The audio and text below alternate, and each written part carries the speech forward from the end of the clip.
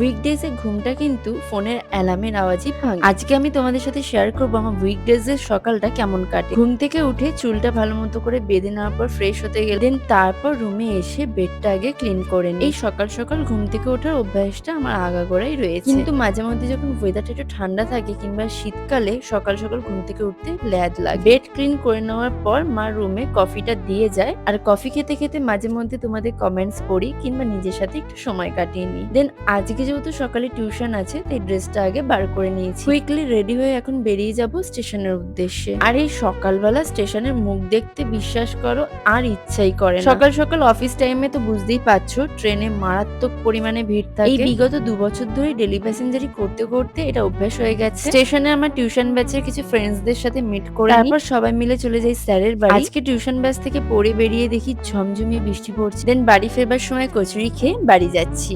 By.